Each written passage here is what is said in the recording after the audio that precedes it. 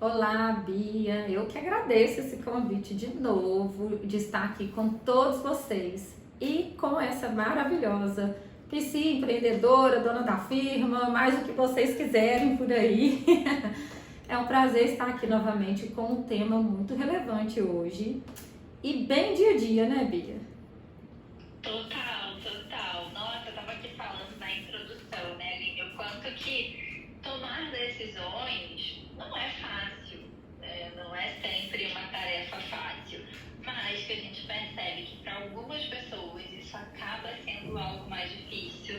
E eu queria que hoje aqui nesse episódio a gente conseguisse explicar para o pessoal por que para algumas pessoas isso é mais difícil e também que a gente pode aí aprender de habilidades, de reflexões e autoconhecimento mesmo para facilitar um pouco esse processo. Afinal, isso aí traz muitos prejuízos, né? Já vamos começar então falando dos prejuízos, assim, Sim. em relação a essa coisa de tomar decisões, né? Assim, quais são os principais problemas que essa galera que a gente citou aqui, que tem um pouco mais de dificuldade de tomar decisões, enfrenta, Aline?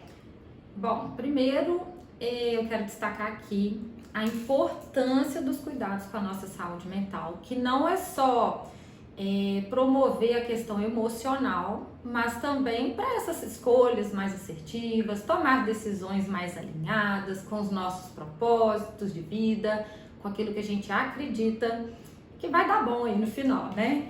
Então, os cuidados com a saúde mental é fundamental.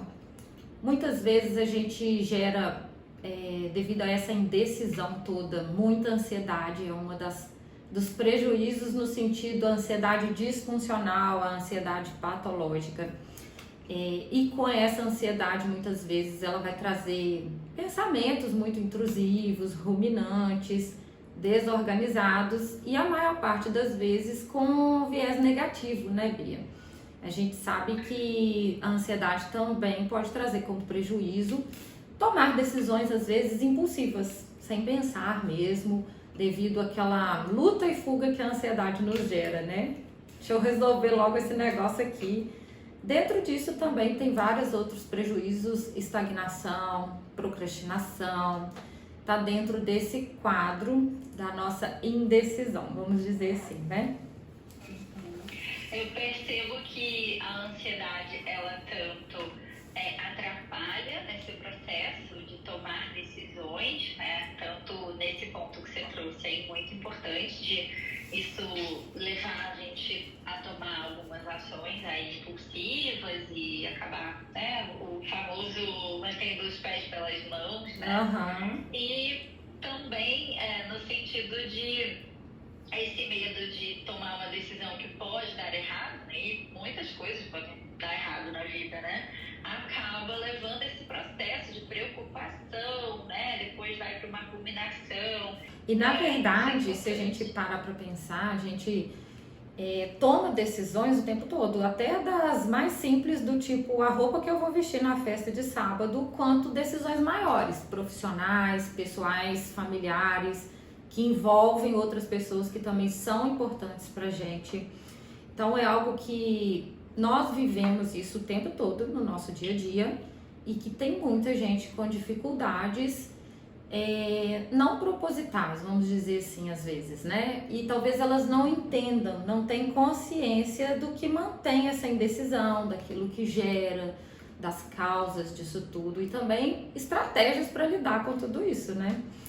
Você levar uma vida estagnada, seja profissionalmente, seja pessoal, pode gerar também muito desconforto, prejuízos emocionais, a pessoa se sentir também incapaz de determinadas coisas, que leva até a própria procrastinação, porque se eu também não consigo decidir, não consigo resolver nada, não consigo tomar aí o rumo da minha vida, eu procrastino porque eu não faço e não faço porque eu não tenho vontade e assim vai aquele ciclo todo, né? Vai desde decisões simples, simples no sentido que não trariam ali grandes problemas e consequências caso não fosse a melhor escolha, né? Até, obviamente, decisões um pouco mais complexas, que talvez sejam complexas para todo mundo, mas que para algumas pessoas isso gera um sofrimento, né, muito grande. Dá um exemplo, assim, Aline, de coisas que podem ser do dia a dia mesmo, simples, e que as pessoas têm dificuldades, e já entrando um pouco até nas consequências, né, para a vida, tanto profissional quanto em relacionamentos, e até disso que você sempre fala lá no seu Instagram, né, sobre viver uma vida mais leve. Exato, né? E a gente tem a ideia de que esse viver uma vida mais leve muitas vezes é viver sem problemas, viver sem dificuldades, e é o oposto disso tudo. Então, mas vamos imaginar aí um personagem fictício, né? A Ana tem dificuldades, por exemplo, ou ela tem o sonho de mudar de carreira, mas não consegue se decidir, não sabe se vai ou se fica, né? Então ela acaba ficando presa a essa indecisão, e essa indecisão muitas vezes leva ela a uma estagnação profissional, por exemplo. Ela não consegue optar, talvez, por uma mudança de cidade, aquela empresa envolve, e às vezes o que acontece? Essa indecisão ruminante, vou chamar assim, pra gente entender, né, qual caminho seguir. Muitas vezes a gente tem que ir muito além, muito atrás dessa indecisão, tem que entender o contexto disso tudo, o porquê dessa indecisão, até que ela consiga dar, vamos dizer assim, o próximo passo, né? Perfeito. E aí, assim, desde as coisas mais simples até decisões mais complexas, como essa que você trouxe, né, sobre mudar de carreira, sobre mudar de cidade, sobre entrar ou sair de um relacionamento, o que você poderia trazer, assim, da tua percepção, por trabalhar até com muitas pessoas que apresentam queixas de ansiedade, né, e obviamente, quando a gente experiencia ansiedade intensa diante desses processos de tomada de decisão, isso vai trazendo muitas consequências. E além das consequências da própria ansiedade em si, Aline, que outras consequências isso vai trazer para a vida das pessoas? Bom, essa indecisão constante pode gerar uma ansiedade crônica, e essa ansiedade crônica fazer com que a pessoa, além de se sentir incapaz, perder várias oportunidades, seja profissionais, às vezes o medo de dar o próximo passo faz com que ela também não mude de carreira, não cresça, uma estagnação profissional mesmo, né? Nos relacionamentos, a dinâmica em si, a qualidade desse relacionamento, quando um dos dois está indeciso em determinada situação, o quanto aquilo pode ser frustrante para esse relacionamento, né? Então a gente vê também, muitos conflitos repetidos. Se eu não decido, aquele conflito se repete, aquilo se mantém, aquilo permanece no meu dia a dia. Impactos na própria confiança desse casal, na própria confiança desse relacionamento.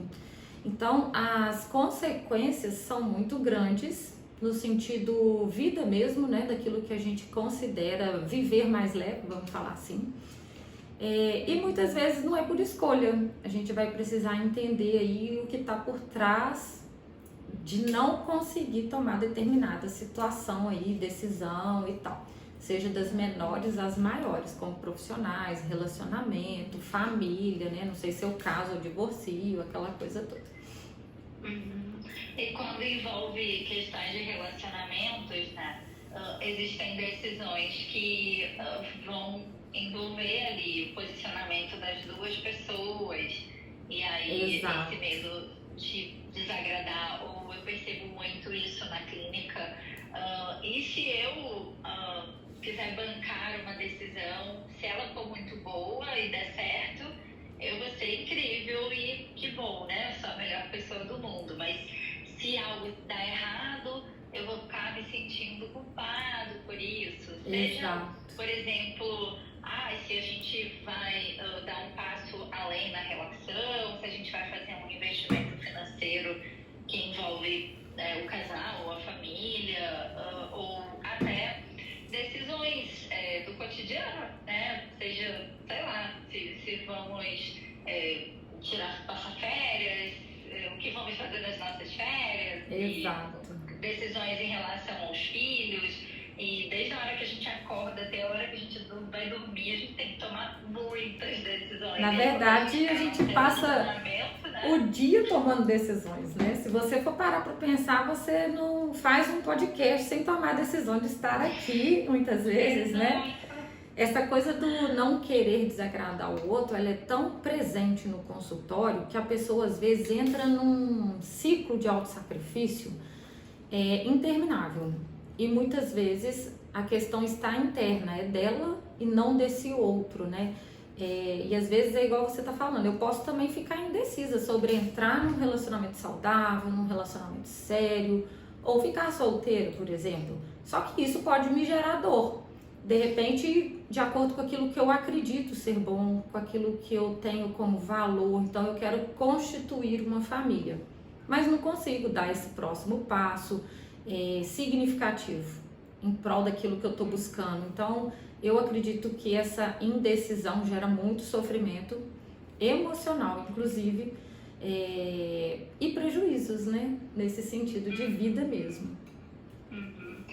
Aline, a gente falou um pouco sobre quais são os problemas que pessoas que são mais indecisas vivenciam, as consequências nas vidas delas. E lá no início, na introdução, eu falei sobre algumas pessoas terem um pouco mais de dificuldade do que outras, né? Então, existem muitos fatores, obviamente, temperamentais e até o nível ali de o que a gente chama na psicologia de neuroticismo, né? Essa visão talvez mais negativa sobre as coisas, obviamente isso vai influenciar. Mas além disso, que é algo que muitas vezes já está internalizado ali, que outras coisas a gente pode perceber, assim, características de pessoas que são mais indecisas, que podem estar presentes aí, tanto a nível de um possível diagnóstico, óbvio, gente, que aqui não é um lugar para você se autodiagnosticar, mas que diagnósticos e condições podem aumentar essa dificuldade, ou aspectos do desenvolvimento dessa pessoa, que pode também piorar, porque às vezes as pessoas que têm dificuldade de tomar decisões, às vezes elas se culpam por serem assim. Exato. Poxa, por que eu sou assim? Eu vejo que tal pessoa é tão decidida, banca tudo, porque pra mim é mais difícil. E às vezes a gente entender que existem fatores que realmente dificultam um pouco esse processo, né? Fala um pouquinho disso pra gente, Aline. Outro dia eu escutei um caso no sentido assim, né? A vida de todo mundo anda e a minha tá estagnada, parada. Parece que o mundo tá girando e eu tô no mesmo lugar, então isso é muito comum. Tem muita coisa por trás disso, até os próprios transtornos em si, por exemplo, o transtorno de ansiedade generalizada, aquela preocupação muito ruminante, muito crônica, gerando até essa dificuldade de dar o próximo passo, muitas vezes relacionado, por exemplo, ao transtorno de ansiedade social, a pessoa que se sente julgada pelo outro, né? Então ela evita determinadas decisões na vida dela. O transtorno de personalidade dependente também. Então, dentro do âmbito da saúde mental, tem muita coisa por trás de não conseguir tomar determinadas decisões. Inclusive quando envolve pessoas de valor pra gente, né? Então, se a minha decisão, vamos falar da ansiedade generalizada, se eu tomo uma decisão insegura, com medo e tô sempre preocupada ali, ruminando mesmo, que algo vai dar errado, isso afeta o contexto familiar todo. Meu filho fica inseguro, meu esposo às vezes é mais prático, mais dinâmico, não, vão que vai dar certo, e aí eu recuo porque eu tenho medo. Então, os impactos são muito grandes, né, em relação a isso. Além dos transtornos em si, a gente tem também a questão da própria criação, das crenças, da nossa própria história de vida, né? Vamos pegar o exemplo aqui dos pais superprotetores, ou até mesmo aqueles que estão desprovidos dessa proteção, né, Bia? A gente sabe que se eu não aprendi a me sentir segura, por exemplo, se eu não aprendi que decidir é fundamental, às vezes, hoje na fase adulta eu também não consigo tomar essa iniciativa, porque eu sempre tive ali por trás a minha mãe que tomava essa decisão, o meu pai, né? Que não tinha opção, era ele escolhia e pronto, e acabou. Então, decidir para quê se tinha alguém para decidir para mim, muitas vezes, né? Muitas vezes também outras causas, né, dessa não tomar decisão pode ser o fato de a gente acreditar que só tem uma opção, ou a boa ou a ruim, né? São duas opções, perdão, um lado bom e um lado ruim, e não considerar uma terceira opção, por exemplo, né? Outras possibilidades, outras alternativas, muitas vezes cegas também por conta daquilo que a gente está trazendo aqui, ó. Se eu tenho um transtorno de ansiedade generalizada não tratado, isso meio que me cega em relação a ver outras possibilidades. Isso impede que eu acredite que há uma forma de decidir tal coisa, né? Porque se a gente parar para pensar, você trouxe aí a questão do TAG, né, da ansiedade generalizada. Um dos maiores desafios no TAG é que as decisões, elas envolvem riscos e incertezas. Exato. E pessoas que têm transtornos de ansiedade, principalmente o transtorno de ansiedade generalizada, tende a querer controlar qualquer risco e incerteza. Por isso, os famosos e se, e se isso, mas e se aquilo, mas e se aquilo outro. E aí são coisas que são naturalmente incertas para todo mundo, mas que para quem experiencia um quadro de ansiedade generalizada e não faz um tratamento e não tem ali o repertório, acaba sendo muito desafiador, né? Exato. E é importante a gente pensar que a gente às vezes tem uma mania de achar que tudo é assim mesmo, todo mundo é assim, e não percebe o quanto isso gera sofrimento. Não necessariamente vai ser um diagnóstico, né, Aline? Mas pode ser que seja, e por não olhar para isso, você deixa de aprender até a lidar com isso. Exato. Não é eliminar os riscos e incertezas. Tem muito aquela coisa do pensar positivo resolve, né? Meio que falta naturalizar o não conseguir mesmo, o dar errado, o ter medo, se sentir insegura. Cria-se um mito de que pensar positivo resolve, que tudo que a nossa mente acredita a gente alcança. Será mesmo? Então a gente tem meio que naturalizar o fato, às vezes, de não conseguir mesmo e tá tudo bem, de entender que a gente não vai ter certeza e nem o controle sobre o resultado daquela decisão. Muitas vezes também. Mas dá pra cortar aqui, Bia. Eu sei. Mas vai dar trabalho. Vamos lá. Nem sei onde que eu parei, mas vamos lá. Nem sei, desculpa. Não, tranquilo. Só aproveita e confere as coisas separadas. De pensar que tudo que a mente acredita, tudo que a mente pensa, a gente alcança, né? E aí vem esse questionamento: será mesmo que é para todo mundo tal decisão? Tá, e se eu não consigo decidir, se eu não sou esse todo mundo, o que eu posso fazer também, né? O famoso pensar positivo resolve para todo mundo? Então, é um fator, assim, muito gerador de desconforto, até que a pessoa, o TAG, por exemplo, Bia, é um dos transtornos em que o paciente, quando ele chega a se cuidar, ele chega ao tratamento, seja terapêutico, ao psiquiatra, ele já está com uma cronicidade dos sintomas, seja preocupação, ansiedade, frustração por não conseguir determinadas coisas, essa procrastinação também bem exacerbada, porque ele não consegue fazer e não faz porque não consegue, vai viver naquele ciclo ali. Então, eu acredito que, deixando claro aqui, que isso não substitui tratamento, é apenas o conteúdo, mas quem sabe isso pode alertar você que está vivendo ou passando por isso, ou conhece alguém, a buscar ajuda profissional, até para te ajudar numa coisa que às vezes é importante e você não está conseguindo, né?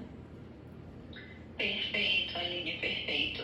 E é isso que você falou sobre naturalizar, dar errado.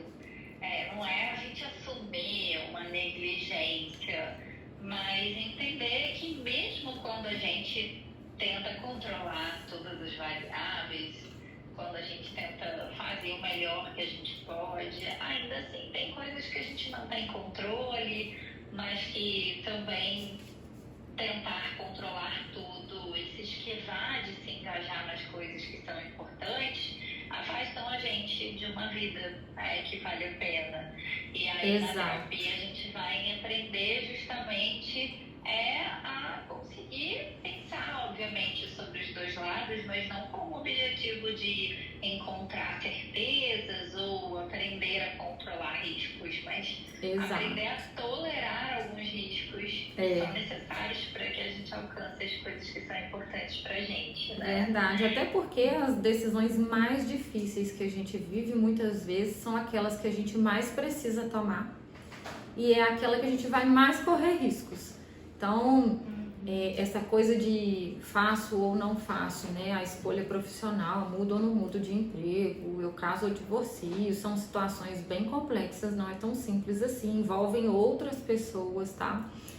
E é exatamente aquela que a gente mais precisa naquele momento, que está gerando maior dor, desconforto, e também é que vai gerar muito risco, né? Porque decidir mudar e tal é correr risco. Eu acho que viver é correr riscos, né?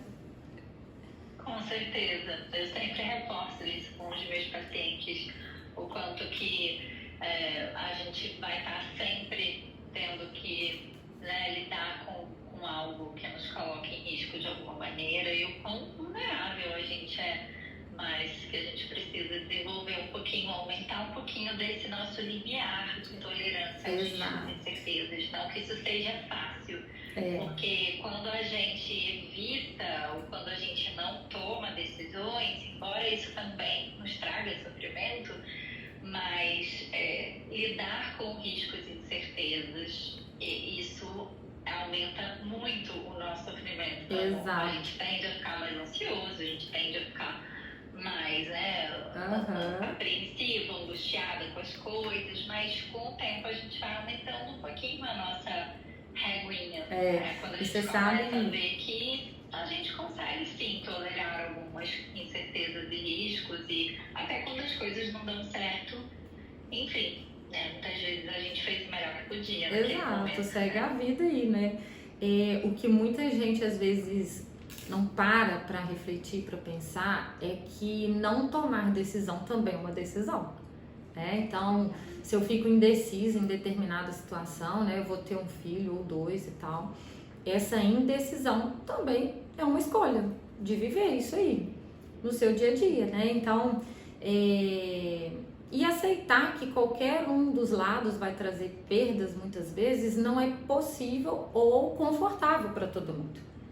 Então a gente precisa cuidar desses critérios, porque a gente toma decisão o dia inteiro sobre qualquer coisa. O fato de eu falar sempre uma coisa, eu já estou dizendo não para outra, até sem perceber. Então, decisões impulsivas, indecisões, na verdade, né? Tudo isso a gente pode lidar de uma maneira mais assertiva, vamos dizer assim.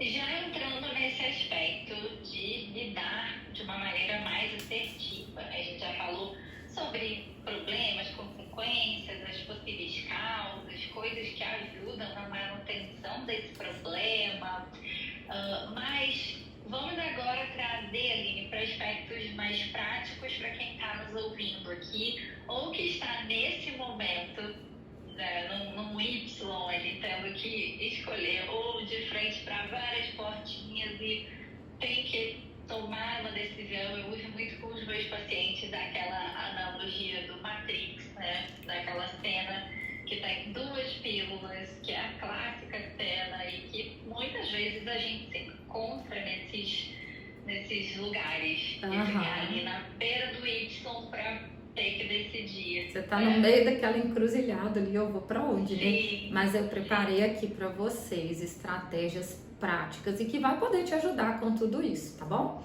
A primeira delas que eu trago aqui hoje é autoconhecimento e os próprios valores. Tem que estar muito alinhado quando eu vou tomar uma decisão com aquilo que é importante para mim. E para eu entender aquilo que é importante para mim e de que eu não vou gerar no outro um sofrimento por conta de fazer uma determinada escolha, para eu não entrar naquele nimbo do autossacrifício, né?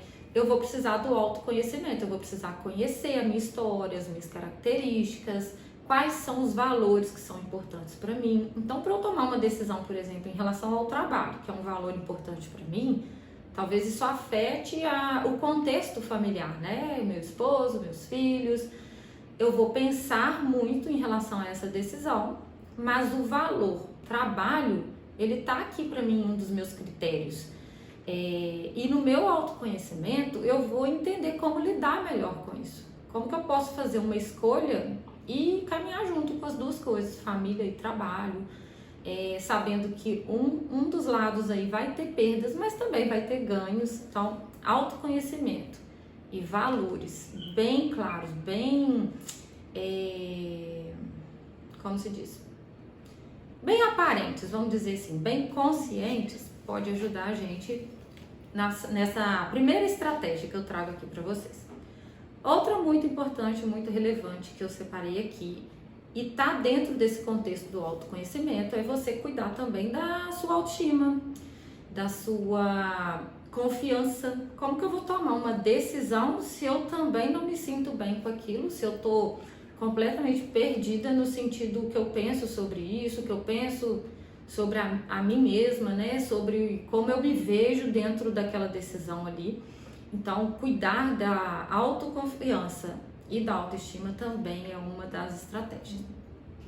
Eu percebo que até quando a gente começa esse exercício de tomar algumas decisões, a gente começa a aprender a tolerar alguns riscos, a lidar a acertar algumas vezes, ou algumas vezes errar e aprender a lidar com isso. De certa forma, isso diretamente vai auxiliar nesse processo de aumentar esse senso de autoeficácia, porque quando a gente não decide, a gente até pode evitar algumas possibilidades de erros, mas a gente também fecha as portas para possibilidades de acertos. Exato. Muitas vezes essas possibilidades, né, que vão fazer com que a gente se sinta aí mais capaz e aí se encoraja a tomar mais decisões, é cíclico, né? Exato, parece coisa simples, mas é complexo, como envolve tanta coisa por trás de tomar uma decisão. Outra estratégia muito importante também é ter autoconsciência emocional, das emoções mesmo. Então, vamos falar aqui do exemplo do TAG, né, que eu trago muito. Se eu não tenho consciência do tamanho da minha ansiedade em relação ao que eu preciso cuidar, por exemplo, o transtorno de ansiedade, aquilo fica meio que obscuro. Eu também não consigo dar o próximo passo, já que eu não trato alguma causa que está me gerando tanto sofrimento. Então, essa autoconsciência emocional, dá conta da insegurança, da ansiedade, do medo ou da raiva por determinada coisa que você está passando, é muito importante. Dentro desse conceito... Só complementando aí uma coisa, nessa questão que você trouxe da autoconsciência, eu percebo que quando a gente começa na terapia a psicoeducar os pacientes, que se talvez para você seja mais difícil tomar decisões, porque às vezes você tende a catastrofizar um pouco mais, a querer controlar tudo, até se lembrar do quanto isso pode estar interferindo na sua interpretação sobre as coisas. Né? Exato. Então, se eu decido que eu vou gravar esse episódio de podcast, se é uma pessoa que ela é mais insegura, que ela é mais indecisa, que ela é mais ansiosa, talvez os pensamentos que surgem são um pouquinho diferentes das pessoas que não têm essa ansiedade. Então, a gente já entender que a mente já tende a levar para um outro nível. Eu costumo dizer para os pacientes assim, imagina que toda vez que você olha para esse microfone, você sabe que ele é cinza, mas a sua mente, quer dizer, você sabe que ele é preto, mas que a sua mente faz você vê-lo cinza. Então, toda vez que você perceber que ele é cinza, você precisa parar e pensar, será que ele é cinza ou a minha mente está dando uma distorcida nesse conteúdo. Meio né? que questionar mesmo, né? Até a própria percepção. Geralmente, a gente projeta aquilo que as nossas lentes estão vendo, então é questionar mesmo, trazer isso na autoconsciência é imprescindível. Dentro desse quadro, quanto mais claro isso fica, mais também eu tenho a aceitação às incertezas, porque isso é inerente à própria vida, né? A gente não tem certeza de nada aí nesse mundo, aquela coisa do faltar o controle, mas aí a gente para pensar, né? Será que eu tenho realmente o controle de alguma coisa? Um exemplo que eu sempre trago no consultório é sobre a pandemia em si, né? Então, você acha que está no controle de tanta coisa, vem a pandemia e muda tudo na sua vida, seja profissional, pessoal, relacionamentos, quantos impactos a gente teve aí com a pandemia e que fica cada vez mais claro que talvez a gente precisa trabalhar mesmo a nossa tolerância em relação a determinadas coisas. Outra estratégia que eu trouxe aqui, Bia, é muito importante, é a resolução dos próprios conflitos internos. Muitas vezes essa indecisão a gente nomeia a responsabilidade ao outro, né? Então, eu não vou mudar de empresa porque o meu marido não quer morar em tal lugar. Mas será que esse conflito ele não é interno, não é meu, não é responsabilidade minha? E aí, quanto mais eu projeto no outro, menos eu decido também, né? Perfeito, até isolar essas variáveis. Exato. Então, se por acaso, vou pegar esse exemplo que você trouxe, né? Se por acaso meu marido ou minha esposa quisesse, não se importasse com isso, eu tomaria essa decisão. Exato. E até olhar que talvez seja a sua insegurança, e lembrar que talvez você seja uma pessoa que tende a ser mais insegura, né? Exato. E tentar considerar isso aí nessa E avaliação. você sabe que se a gente não tem consciência disso, é até um fator de manutenção para eu continuar indecisa, né? Então, é sempre o outro e não esse conflito interno. Quer ver uma estratégia também que a gente precisa trazer bem na consciência? É melhor compreensão até da própria motivação para essa decisão que eu preciso tomar. Então, qual o motivo que me faz escolher outro caminho, escolher o A e não escolher o B? Isso tem que estar tão claro para mim, que aí fica claro também para outros que vão ser impactados com aquela decisão ali. Quando eu consigo explicar o porquê, aí entra tudo, valor, autoconhecimento, aumentar essa percepção dessa minha motivação, fica mais claro também para as pessoas que vão estar envolvidas aí nessa decisão, que muitas vezes seja pessoal, mas alguém está ali junto com você, ali naquela tomada de decisão ali. Estratégias também que pode ajudar a gente são adaptações a mudanças, porque para muita gente mudar, aliás, para todo mundo mudar gera desconforto, porém alguns essa tolerância é maior ou menor. Então adaptar determinadas mudanças também pode ajudar a gente muito com isso. E depois que eu dou conta de todas essas primeiras estratégias, quem sabe fazer uma lista de prós e contras, no papel mesmo, escreva aí os prós e contras de determinada escolha, né? Então, eu vou pegar esse exemplo que eu trouxe, se o trabalho para mim é um valor muito importante, quais os prós e contras amanhã eu resolver ser fisioterapeuta, por exemplo. Então, a gente tem que estar com isso tudo bem claro. Muitas vezes a gente não vai estar aí, vai precisar aceitar, passar pela aceitação daquilo também que eu não sou capaz de fazer e seguir, né? Perfeito. Até porque nem sempre a gente vai ter todas as informações para tomar as decisões. A gente vai ter que tomar algumas decisões com as informações que a gente tem, né? Você falou aí dos prós e contras. Antes mesmo do início da pandemia, eu já tinha tomado uma decisão sobre atender exclusivamente online.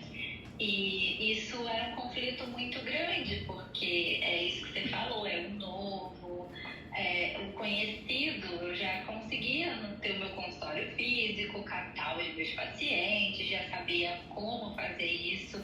E começar algo novo buscar uma nova forma de posicionamento, de captação, ao mesmo tempo que me gerava assim, uma empolgação, me gerava muita insegurança. E desde que eu aprendi essa estratégia da balança decisional, eu uso muito na minha vida.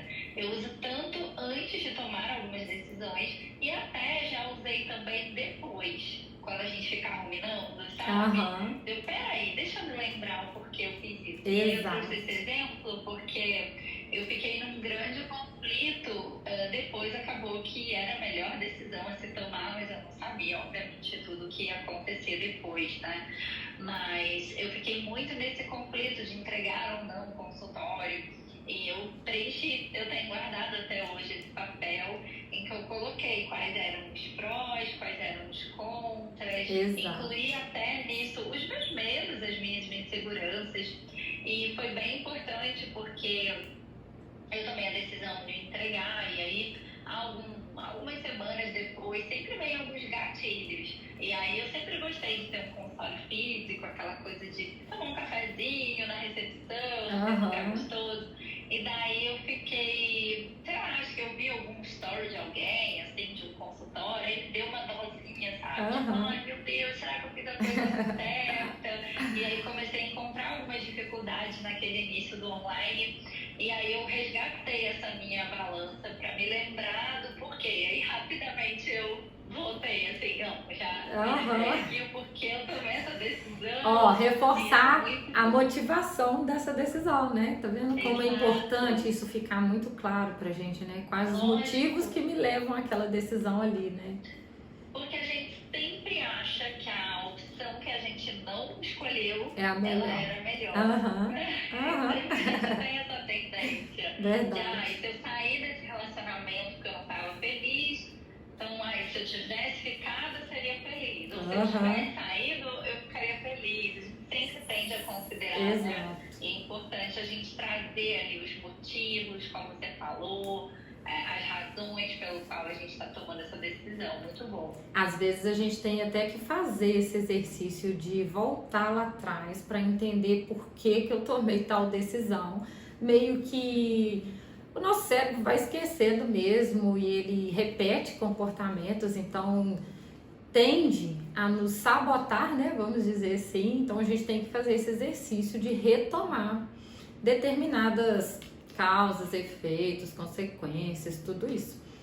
E às vezes a gente é tão injusto com a gente, né? Exato. Porque aí depois que passou, que a gente já descobriu um monte de coisas, aí a gente fala, nossa, deveria ter feito isso. Mas eu sempre questiono, os meus pacientes me questionam também. Falam, mas essas informações aí que você tem agora, você tinha lá atrás? Exato. Não, né? Exato. Agora ficou fácil. Eu, por muito tempo também, aliás, o que cronificou até a ansiedade por muito tempo não tratada foi lá atrás, há muitos anos, quando eu também tinha essa indecisão de eu tinha um emprego sólido, né, certo, de muitos anos, mais de 15 anos, e eu ficava naquela assim, saio ou não saio, começo de novo, começo do zero ou não começo, sendo que eu sempre idealizei e aí eu busquei essas estratégias do tipo, qual o motivo para eu estar nessa indecisão de sair ou não sair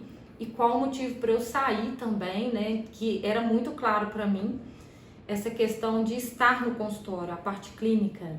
Então, foi clareando tudo isso, não foi fácil, foi um processo e a próxima estratégia tem a ver com isso, que vai trazer o quê? O nosso próprio autocuidado, cuidar da gente pra gente poder cuidar até do outro também que está envolvido nessa história.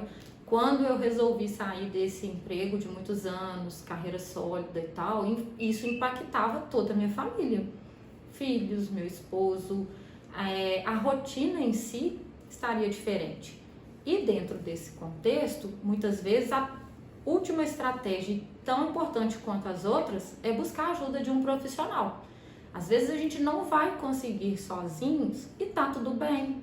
Então é a hora de buscar aí mesmo a ajuda do profissional da saúde mental, psicólogos, psiquiatras.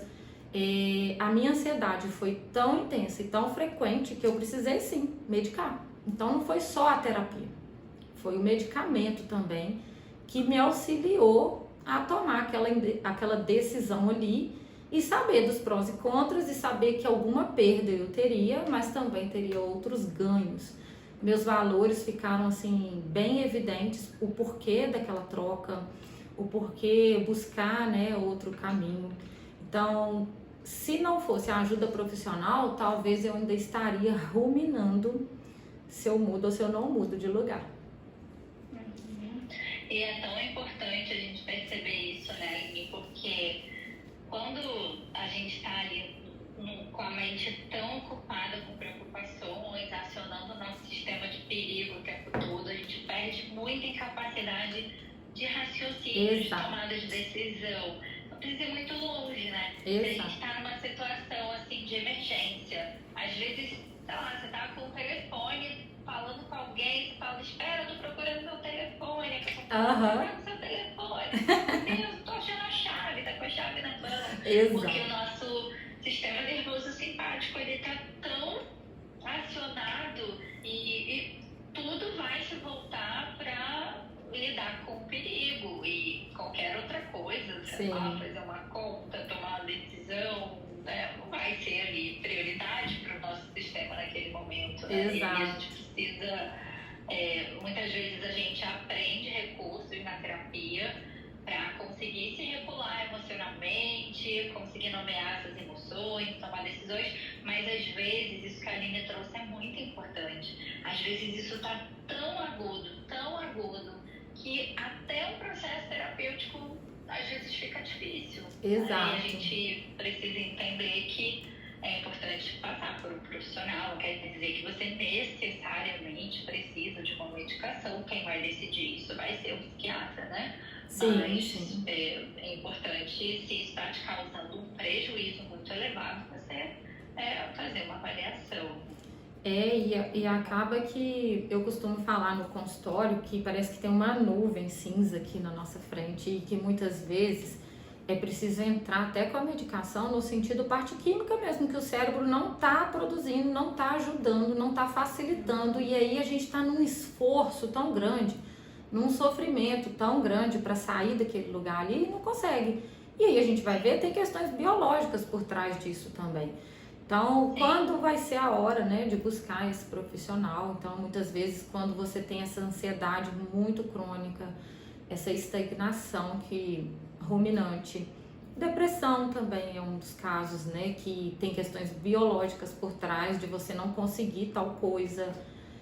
Muitas vezes o fato da gente não conseguir gerar ataques de pânico, né, uma ansiedade tão elevada que te faz também buscar a ajuda de um profissional da saúde mental. Comportamentos até destrutivos, né, do tipo, eu não sou capaz, então eu também paro de seguir a minha vida, eu não consigo sair de casa, eu não consigo tomar pequenas decisões, aquilo da decisão maior passa a interferir até nas decisões pequenas também. E às vezes você pode ser aí um ótimo artista, um excelente pintor, brilhante, e não conseguir concluir nenhum quadro às vezes, né? Por conta de que cada pincelada é uma indecisão tão grande, tão desconfortável, que você não termina nenhuma obra. Eu costumo falar isso aqui no consultório. Muito bom, muito bom. E até lembrar também que o fato de ir para a terapia não quer dizer que você vai ter alguém que vai te ajudar, tipo, a decidir as coisas, tipo, faça isso, faça aquilo, mais.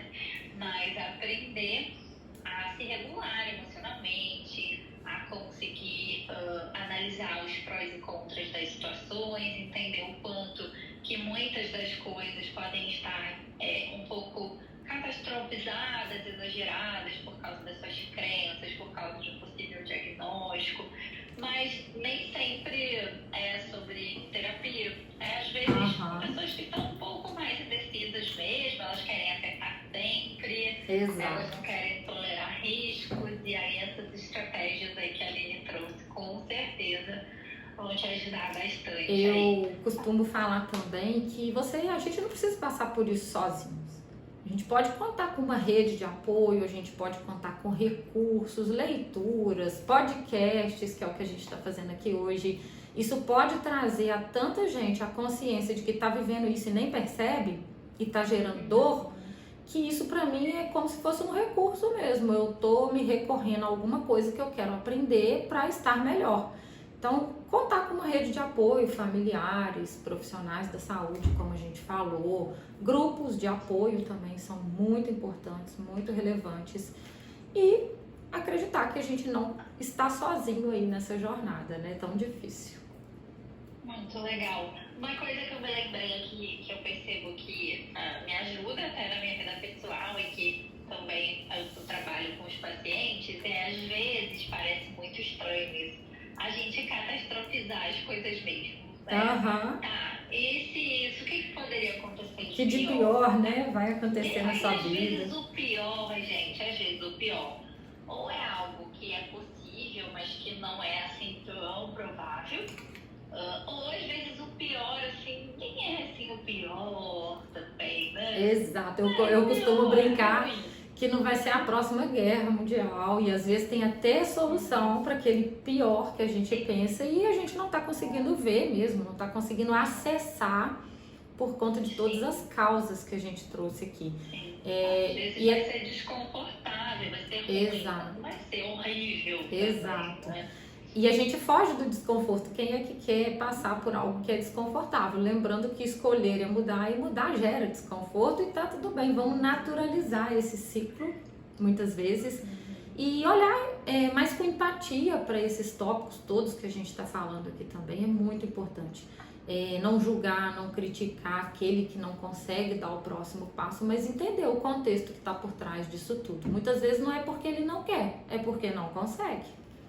Exato, muito legal isso de repente você tá ouvindo aqui e tá pensando, mas eu sou uma pessoa super que toma decisões, que banco, que lido com as incertezas. Exato. E talvez por você ser assim, você acha que todo mundo é assim, que é super fácil ser assim.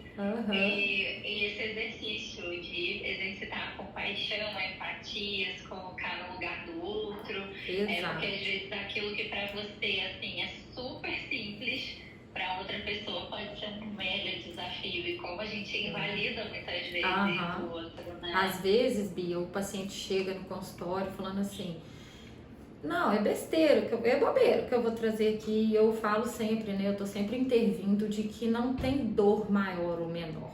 Todas são importantes, todas são relevantes. Então, não é besteira, não.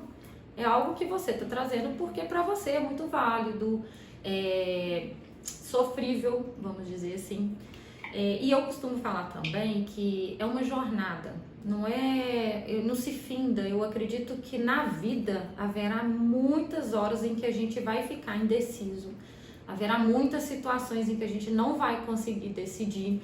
Então, se a gente pensar na ideia de um processo, de uma jornada, algo que não se finda enquanto a gente está aqui nessa vida, eu acredito também que isso se torna mais leve, menos pesado, do tipo, tá, eu não decidi hoje, tá tudo bem, amanhã vai ter outra situação, outras escolhas que eu vou precisar fazer, e isso pra mim é sinônimo de vida. Vamos dizer que estamos aqui, estamos vivos, então tem um lado positivo também de passar esses perrengues aí, esses BOs da vida. Sim, sim. E lembrar que o tempo passa, né? Às vezes a gente passa meses, anos para tomar uma decisão. Exato. E talvez se desse errado já teria dado, você já teria passado por isso, Exato. nós estaríamos numa nova fase. E como é importante a gente pensar, e tudo bem que às vezes a vida resolve pra gente, mas não dá pra gente ficar sempre esperando, deixa que a vida vai, o universo vai resolver, né? E tem aquilo também que a gente é imposto a fazer, então eu não tenho escolha, eu preciso decidir pra cá, ó. E são imposições da própria vida. Decidir. Exato. Decidido, vai Exato. realmente a lidar, né? Exato. Aí vai caber a aceitação, a caber, né, aumentar o desconforto a tudo aquilo ali. Eu não queria, mas fui imposta a tal escolha. Então isso acontece também, é muito presente aqui no nosso dia, né? Então são situações bem difíceis, mas são reais. Muito bom, Aline. Aline, aproveitando aí que você está falando sobre essas dicas, eu contei para eles aqui no início do episódio que você preparou um material para ajudar, porque muitas vezes o pessoal todo indo na academia, dirigindo no ônibus, cozinhando, enfim, não deu tempo assim de anotar tudo. Primeiro que vocês podem depois ouvir novamente, quantas vezes vocês precisarem, mas a Aline preparou um material muito legal, assim, que é quase um guia de sobrevivência para lidar com situações difíceis e desenvolver esse repertório mesmo, sabe? Exato. E às vezes tirar as coisas da nossa cabeça e colocar no papel, escrever.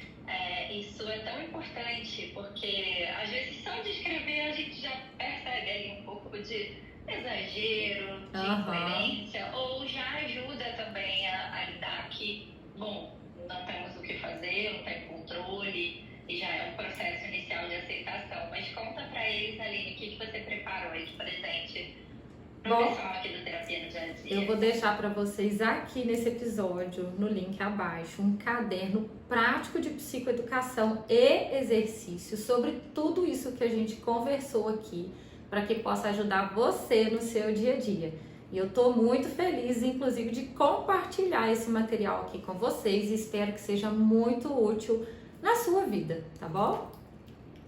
Ai, que incrível, Aline. Muito obrigada por mais uma vez estar aqui no nosso podcast. É sempre muita alegria ter você aqui com a gente.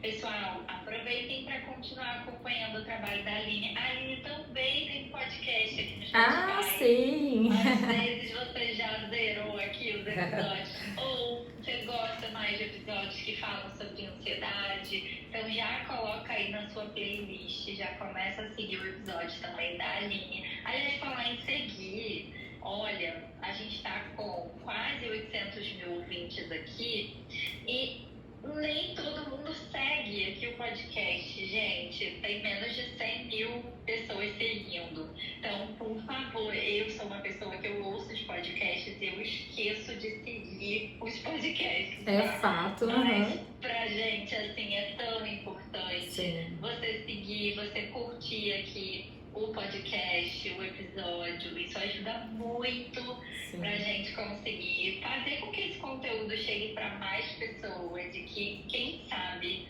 alguém tá precisando desse conteúdo hoje e a gente pode ajudar nesse processo aí. Então, eu costumo já aproveitar e pedir para vocês seguirem aqui, já aproveita, já vai lá no podcast da Aline, que vai estar aqui na descrição, mas fala também qual é o podcast, Aline. Ah, sim, ó. Se você que está aqui acompanhando esse episódio incrível com a nossa psi Bianca Garcia, siga lá também nas redes, no @Aline Singolani Psicóloga e podcast e YouTube O Bem-Estar da Mente, o seu podcast, o seu canal do YouTube de saúde mental. E eu quero deixar aqui como um recado que todos possam se cuidar, seja qual a forma que você vai buscar, mas poder ter uma vida mais leve nesses sentidos, de se cuidar, de ter empatia, de aprender, de fazer melhores escolhas ou até mesmo tomar decisões. Ai, que demais. Aline, muito obrigada. Beijos, obrigada, Bia.